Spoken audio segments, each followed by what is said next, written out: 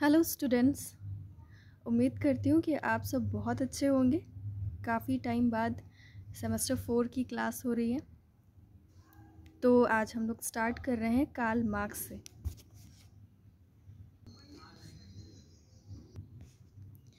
Video start करने से पहले मैं आप लोगों को कुछ ज़रूरी बातें बता देती हूँ। कुछ स्टूडेंट्स को शायद मालूम नहीं होगा कि सेमेस्टर 4 पेपर 1 से रिलेटेड प्लेलिस्ट बनी हुई है, तो आप उस पर अपने सेमेस्टर से रिलेटेड पुरानी वीडियोस चेक कर सकते हो। ठीक है, इसके अलावा बुक्स एंड कॉन्सेप्ट से रिलेटेड एक प्लेलिस्ट है, तो वहाँ पर आप लोग जा कर के अपने जो भी सिलेबस में थिंकर्स हैं उनके बुक्स और कॉन्सेप्ट्स को याद कर सकते हो। ठीक है, वो आपके लिए मैंने फैक्ट्स लर्न करने के लिए बनाया था वो वीडियो। ठीक है, ताकि कुछ फैक्ट्स आपको मालूम हो जाए अलग अलग थिंकर्स के बारे में, तो एटलीस्ट जो आपके सिलेबस में है आप लोग उनको प्रिपेयर कर लो। ठीक है, तो आज से हम लोग कार्ल मार्क्स शुरू करने जा रहे हैं। कार्ल मार्क्स बेटा समझना थोड़ा मुश्किल होता है। ठीक है, बीए करने के बाद एमए तक कई बच्चों को मार्क्स समझ में नहीं आते हैं। तो वैसे तो ये सेमेस्टर 4 पेपर 1 वाली प्लेलिस्ट में रहेगा कार्ल मार्क्स। मैं सोच रही हूँ इससे रिलेटेड अलग एक प्लेलिस्ट बना दूँगी जिसमें सिर्फ और सिर्फ मार्क्स के ही वीडियोस रहेंगे। ठीक है, और मैं आप लोगों को मार्क्स बिल्कुल बेसिक से पढ़ाऊँगी, तो आप लोग इसका हर एक वीडियो कवर करिएगा, हर एक वीडियो ठीक से देखिएगा। ठीक है, तभी आपको पूरा मार्क्स समझ में आएगा। ठीक है बच्चों, आपके सिलेबस में मार्क्स कॉन्सेप्ट को समझने के लिए पहले उसके बेसिस को समझने के लिए कहा गया है। ठीक है, तो मैं आपको बेसिस से स्टार्ट करूँगी कि मार्क्स के जो बेसिस हैं थॉट के, जो चिंतन के आधार हैं वो क्या क्या हैं। ठीक है, मार्क्स ने कुछ एक शब्दों को, टर्म्स को यूज़ किया है, और उन टर्म्स का मीनिंग मार्क्स के पॉइंट ऑफ व्यू से समझना बहुत इम्पॉर्टेंट होता है। ठीक है, तो चलिए हम लोग देख लेते हैं कि मार्क्स के चिंतन के आधार कौन कौन से हैं, या बेसिस ऑफ मार्क्सियन थॉट कौन कौन से हैं। फर्स्ट देख रहे हो आप, उत्पादन या प्रोडक्शन। सेकंड, उत्पादन के साधन या means of production. Then third is उत्पादन के संबंध या relations of production. Then next is उत्पादन की शक्तियाँ या फोर्सेस ऑफ प्रोडक्शन। ठीक है, देखो इतना सब आप सुन रहे हो। ठीक है, इन सब का जो मीनिंग है, इन सब का जो कहने का तात्पर्य है इसके अंदर, वो मार्क्स के हिसाब से क्या है वो सब हम जानेंगे। ठीक है, लेकिन आज हम सिर्फ एक पॉइंट को कवर करेंगे। ठीक है, ऐसे करके धीरे धीरे सारे पॉइंट्स को कवर करेंगे शॉर्ट वीडियोस बना करके। ठीक है, देन अगला आप देख रहे हो उत्पादन की प्रणाली या modes of production. Modes of production में हम लोग क्या पढ़ेंगे, एशियाटिक मोड ऑफ प्रोडक्शन, यानी कि एशियाटिक उत्पादन प्रणाली। ठीक है, देन अगला क्या है, दास्ता युग में उत्पादन की प्रणाली, mode of production in the age of slavery. फिर है सामंतवादी उत्पादन प्रणाली या फ्यूडलिस्टिक मोड ऑफ प्रोडक्शन। ठीक, देन नेक्स्ट है पूंजीवादी उत्पादन प्रणाली या capitalist mode of production. Then last one is आधार संरचना एवं अधिसंरचना। सभी बहुत ज़्यादा इम्पॉर्टेंट है, मैं कुछ ये नहीं कह सकती ये बहुत ज़्यादा इम्पॉर्टेंट है या ये बहुत ज़्यादा इम्पॉर्टेंट है, मार्क्स ही पूरे बहुत इम्पॉर्टेंट है। ठीक है, तो ये आपका हो गया आधार संरचना और अधिसंरचना, इंफ्रास्ट्रक्चर एंड सुपर स्ट्रक्चर। इसके अलावा आप इसको सब स्ट्रक्चर भी बोल सकते हो, सब structure, and this is super structure. ठीक है, चलिए हम लोग आज स्टार्ट करते हैं प्रोडक्शन से। ये आप देख रहे हो, यहाँ से हम लोग स्टार्ट करेंगे, इसके बारे में आज जानेंगे। ठीक है, इससे पहले भी आप लोगों ने प्रोडक्शन वर्ड बहुत बार सुना होगा और काफ़ी कुछ आइडिया भी होगा इसके बारे में। ठीक है, तो आज हम लोग स्टार्ट करते हैं उत्पादन। जैसे कि लिखा हुआ है फर्स्ट पॉइंट, इसका साधारण अर्थ है कि कुछ विशेष वस्तु और सेवाओं का निर्माण करना, और किस लिए, आर्थिक लाभ हेतु। Simple meaning of production is to manufacture some specific goods and services for some economic profit. बहुत छोटा सा एग्जाम्पल ले लो, जैसे मान लो किसान है, वो खेती करता है, तो वो प्रोडक्शन क्रॉप से क्यों कर रहा है? क्योंकि उसको क्या करना है, अपना लाइवलीहुड चाहिए, ठीक है, उसको अपनी आजीविका का उपार्जन करना है। तो इसलिए वो क्या करता है, कुछ एफर्ट्स लगाता है और प्रोडक्शन करता है, ठीक है, ताकि क्या हो, उसको प्रॉफिट हो सके, ठीक है, और वो क्या करे, अपनी बाकी ज़रूरतों को पूरा कर सके। तो सिंपली प्रोडक्शन का मतलब ये होता है। और जो प्रोडक्शन आप करोगे वो उसका कुछ ना कुछ इकोनॉमिक वैल्यू भी होगा, ठीक है, इसीलिए क्या होता है, आपको इकोनॉमिक प्रॉफिट होता है, ठीक है, इसीलिए इकोनॉमिक प्रॉफिट लिखा हुआ है, क्योंकि जो प्रोडक्शन करोगे उसका कुछ ना कुछ आपको पैसा मिलेगा, ठीक है। तो इसीलिए आप आर्थिक लाभ हेतु क्या करते हो, उत्पादन करते हो। अब उसके ये क्रॉप हो गए तो आपके हाथ में आ गया, बट आप इसके अलावा कुछ ना कुछ सेवा भी दे सकते हो, ठीक है, कुछ सर्विसेज भी दे सकते हो, ठीक, तो वो भी होता है उसी में, प्रोडक्शन में ही, ठीक है। मान लो बार्बर है, उसने अपना सैलून खोल लिया, तो वहाँ पे क्या है, वो सर्विस दे रहा है, ठीक। तो ये सारी चीज़ें नॉर्मली हम बोलते हैं, ठीक है।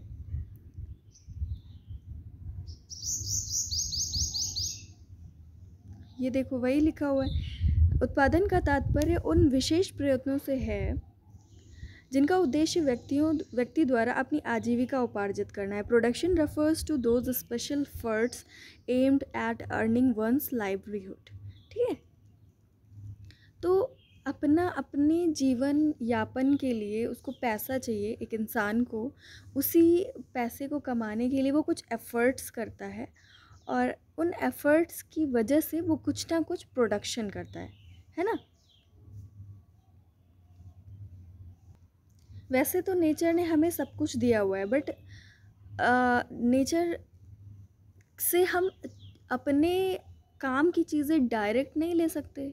जैसे गेहूँ है, तो हमें उसकी रोटी चाहिए, तो डायरेक्ट गेहूँ से हम रोटी नहीं ले सकते, काफ़ी चीज़ें उसमें करनी होती हैं, कुछ एफ़र्ट्स लगाने होते हैं। तो उन एफ़र्ट्स के थ्रू ही क्या होता है, प्रोडक्शन होता है, और उस प्रोडक्शन के थ्रू हर एक इंसान अपनी आजीविका का, अपनी लाइवलीहुड को अर्न करता है, ठीक है। अब देखिए थोड़ा थोड़ा मार्क्स का शुरू हो रहा है।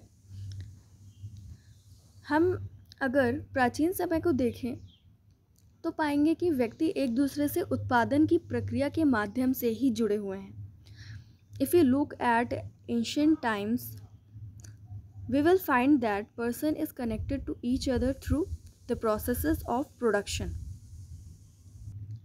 अब ये मार्क्स का है, मार्क्स थोड़ा सा प्रोडक्शन को हिस्टोरिकल पॉइंट ऑफ व्यू से देखते हैं, और वहाँ से देखते हुए अभी तक जो आपका कंटेम्प्रेरी टाइम चल रहा है यहाँ तक का देखते हैं, और कहते हैं ये सारा जो स्टेजेस चेंज हुई हैं प्राचीन काल से लेकर के आज आधुनिक काल तक, तो ये सारी बदलाव क्यों हुए हैं, प्रोडक्शन की वजह से ही हुए हैं, ठीक है। और वो उनके कहने का मतलब है कि अगर हम पुराने समय से देखें तो हम पाएंगे कि जो लोग हैं वो एक दूसरे से वो क्यों जुड़े हुए हैं, क्योंकि प्रोडक्शन का प्रोसेस होता है ना। अब जैसे किसान है, उसने खेती की, ठीक है, वो अपना प्रोडक्शन लेकर के गया कहाँ पे, मार्केट में। तो मार्केट में जो सेलर बैठा है, जो बायर बैठा है, दोनों हैं, ठीक है, मार्केट में जो दोनों लोग रहते हैं, तो दोनों में क्या होता है, एक रिलेशन बिल्डअप होता है। तो अगर प्रोडक्शन ही नहीं होगा तो रिलेशन कैसे बिल्डअप होगा, ठीक है। आप देखोगे जब चीज़ों को हम लोग एक्सचेंज करते थे एक टाइम पे, जब करेंसी नहीं आई थी, जब मुद्रा नहीं आई थी, तब भी हम क्या करते थे, चीज़ों को एक्सचेंज करते थे। तो क्या है, इस तरीके से एक रिलेशनशिप बिल्डअप होता था, हम नए नए लोगों से जा कर के मिलते थे। तो वही कह रहे हैं कि अगर हम एंशिएंट टाइम में भी देखें, अगर बहुत एंशिएंट टाइम में चले जाएं, ठीक है, जब हम शिकार करते थे तब भी क्या था, हम अकेले शिकार नहीं कर पाते थे, तो हम 3-4 लोगों को अगर साथ ले रहे हैं, तो साथ लेने का मतलब क्या है, हमारा एक रिलेशन बिल्डअप हो रहा है, और वो भी किस लिए, प्रोडक्शन के लिए, ठीक है। तो वही कहा गया है, if we look at the ancient time we will find that the person is connected to each other through the process of production। अब देखो बहुत ही डीप और इंटरेस्टिंग चीज़, मार्क्स मानते हैं कि समाज की संरचना की शुरुआत वहीं से हुई जहाँ से व्यक्ति ने भौतिक वस्तुओं का उत्पादन करना शुरू किया। Marks believes that the structure of society started from where the person started producing materials and goods, ठीक है, मटेरियल गुड्स, ठीक है। तो समझ गए होंगे, जब इंसान ने प्रोडक्शन करना शुरू किया, अभी तक तो नेचर से फ्रूट ले आया है ना, सब कुछ ऐसे नेचर से जो मिला ले लिया उसने, ठीक है। नदी से पानी चाहिए तो पानी के लिए वो नदी के किनारे रहने लगा। तो क्या है, जब वो अपने आप से उसने प्रोडक्शन करना शुरू किया, जब उसने सोचा मुझे ये चाहिए, मुझे इसकी नीड है, ठीक है, तो उसके लिए जब वो प्रोडक्शन करना शुरू करता है, तो इसके लिए वो क्या करता है, जब उसे प्रोडक्शन करना होता है तो और लोगों से मिलता है।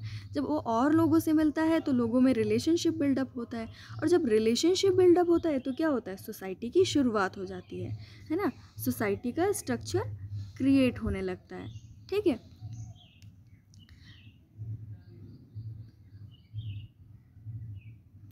ठीक है, तो कहता है कि जब प्रोडक्शन शुरू हुआ तो वहीं से सोसाइटी भी शुरू हुई और उसका स्ट्रक्चर बनना भी शुरू हुआ। इसके अलावा उनका क्या मानना है कि यदि हम समाज के परिवर्तन को समझना चाहते हैं तो समाज की आर्थिक प्रकृति को समझना पड़ेगा। If you want to understand the change of society, then the economic nature of the society has to be understood. हाँ, तो सीक्वेंस मेरा बिगड़ गया, एक कॉल आ गया था। तो मैं थी यहाँ पर कि अगर हम सोसाइटी के चेंज को समझना चाहते हैं तो हमें उसके इकोनॉमिक नेचर को समझना होगा। तो कहने का मतलब है कि आप अगर देखो कि पहले क्या था, अगर आप एज ऑफ स्लेवरी को देखते हैं, दास युग को देखते हैं, मतलब वो प्राचीन समय था, ठीक है। तो वहाँ पर क्या था, आपका दो ग्रुप पाए जाते थे, जिसमें क्या था, एक स्लेव होगा, ठीक है, एक लॉर्ड होगा, एक दास होगा और दूसरा मालिक होगा, ठीक है। तो वहाँ पर क्या था, प्रोडक्शन किसके थ्रू होता था, दासों के थ्रू होता था। तो यहाँ पर प्रोडक्शन अलग तरीके से आपको देखने को मिलेगा, ठीक है। वहाँ से प्रोडक्शन चेंज हुआ। अब वहाँ पे प्रोडक्शन कैसे होगा, मतलब इनके थ्रू सर्विसेज ली जाती थी, सर्विसेज के आप देखोगे सर्विसिंग के फॉर्म में, है ना। दास है, अगर स्लेव है तो उससे क्या करते थे ये लोग, पशुपालन करवाते थे, ठीक है, और खेती करवाते थे। तो ये सारी जो पशुपालन हो गया, खेती करवाना हो गया, ये सब सर्विसेज ले रहे हैं, ठीक है, और जो भी काम करवा रहे हैं, जो भी प्रोडक्शन करवा रहे हैं, तो वहाँ पर एक अलग रिलेशन था, ठीक है। फिर वहाँ से अगर प्रोडक्शन हम चेंज करें, अगर हम खेती और पशुपालन को छोड़ करके अगर हम आ जाए कैपिटलिज्म में, तो यहाँ पर क्या होगा, मशीन्स आ गई हैं, लोगों की चीज़ें मतलब लोगों की जो ज़रूरतें हैं वो बदल गई हैं। अब यहाँ पर अलग टाइप से प्रोडक्शन होगा और रिलेशंस भी अलग हो जाएंगे, है ना। सोसाइटी का फॉर्म भी चेंज हो जाएगा। सोसाइटी कैसी थी पहले और अभी भी चेंज हो जाएगी। तो इसीलिए कह रहे हैं, अगर सोसाइटी के चेंज को समझना है तो आप उसको प्रोडक्शन से कनेक्ट कर दीजिए। जहाँ खेती थी तो पहले स्लेव्स की ज़रूरत पड़ती थी, अब क्या है, हमें मशीन्स के थ्रू प्रोडक्शन करना है, ठीक है। हमें क्या करना है, मशीन्स के थ्रू हमें क्या करना है, उत्पादन करना है। तो क्या करना है, हमें वर्कर्स चाहिए, ठीक है, श्रमिक चाहिए। तो इस तरीके से अगर हम प्रोडक्शन के चेंजेस को देखें तो सोसाइटी के भी चेंज को समझ जाएंगे। इसलिए मतलब प्रोडक्शन और सोसाइटी दोनों, हम लोग दोनों के चेंज एक जैसे हैं, ठीक है, दोनों के चेंज इंटर रिलेटेड हैं। तो ये सारी चीज़ें आपके मार्क्स बताते हैं। इसके अलावा बहुत इंपॉर्टेंट पॉइंट है कि मार्क्स कहते हैं कि उत्पादन, उपभोग और वितरण तीनों क्या है, एक दूसरे से जुड़े हुए हैं, है ना। आप लोग इसको समझ सकते हो ईजिली कि production, consumption and distribution all are related to each other, है ना। कहने का मतलब है कि इन तीनों को हमें एक होलिस्टिक पॉइंट ऑफ व्यू से देखना चाहिए, है ना। अगर चीज़ का प्रोडक्शन हो रहा है तो प्रोडक्शन एक इंसान करेगा, ठीक है, और सोसाइटी में उसका डिफरेंट तरीके से क्या होगा, डिस्ट्रीब्यूशन होगा, ठीक है, और होगा, ठीक है। इसी वजह से मार्क्स क्या कहते हैं कि उत्पादन, उपभोग, वितरण, विनिमय कुछ विशेष प्रकार के आर्थिक संवर्ग हैं जिनके कारण, ठीक है, जिनके कारण समाज में विभिन्न व्यक्तियों और समूहों के बीच एक विशेष तरीके का संबंध स्थापित होता है। समझ गए। Production, consumption, distribution, and exchange are certain types of economic categories due to which a special kind of relationship is established between individual and groups in the society. समझ गए? तो यही मैं अभी तक आपको समझा रही थी कि ये सारी जो चीज़ें हैं, ये तीनों चीज़ें, ये सब क्या है, सोसाइटी को एक दूसरे से कनेक्ट करती हैं और सोसाइटी में क्या करती हैं, विनिमय, वितरण, ठीक है, एक ही चीज़ है लगभग। तो ये सारी चीज़ें सोसाइटी को कनेक्ट करती हैं, जोड़े रखती हैं और सोसाइटी में एक स्ट्रैटिफिकेशन भी लाती हैं। कौन उत्पादन कर रहा है, किसके पास उत्पादन के सारे सोर्सेस हैं प्रोडक्शन के, कौन उसको कंजप्शन कर रहा है और कौन इस लायक है कि वो उसको कंजप्शन कर पाए, है ना, अफोर्ड कर पाए उसको, ठीक है। डिस्ट्रीब्यूशन किस तरीके से हो रहा है। तो ये सारी चीज़ें क्या है, सोसाइटी को एक दूसरे से कनेक्ट करती हैं, सोसाइटी के बीच में एक विशेष तरीके का क्या करती हैं, रिलेशनशिप इस्टेब्लिश करती हैं। तो ये सारी चीज़ें क्या है, प्रोडक्शन का ही बेस है ना। ये सारी चीज़ें मतलब बेस क्या है, प्रोडक्शन है, उत्पादन ही एक मेन चीज़ है इसमें। तो इस तरीके से कुछ मार्क्स प्रोडक्शन को देखते हैं कि ये एक हिस्टोरिकल पॉइंट ऑफ व्यू से देखते हैं कि इतिहास ही ऐसा है कि अगर प्रोडक्शन ना होता तो लोगों में रिलेशनशिप बिल्डअप ना होता, और इसी प्रोडक्शन की वजह से ही रिलेशनशिप बिल्डअप होता है और सोसाइटी में अलग अलग कैटेगरीज़ का फॉर्मेशन होता है। तो यही सारी कुछ चीज़ें हैं, इन्हीं सारी चीज़ों से जोड़ करके मार्क्स सारी बातें बताते हैं। अब इसके बाद हम लोग क्या करेंगे, बहुत जल्दी से मीन्स ऑफ प्रोडक्शन को क्लियर कर लेंगे और रिलेशंस ऑफ प्रोडक्शन को क्लियर कर लेंगे, ठीक है। लेकिन आज आप इसको ठीक से समझ लीजिएगा, ठीक है। आज के लिए इतना ही, और कल हम 2-3 चीज़ों को एक साथ कवर कर लेंगे। ये आपकी फ़र्स्ट क्लास थी इसलिए थोड़ा सा टाइम दिया, अब आप इन सारी चीज़ों को अच्छे से समझ लीजिएगा।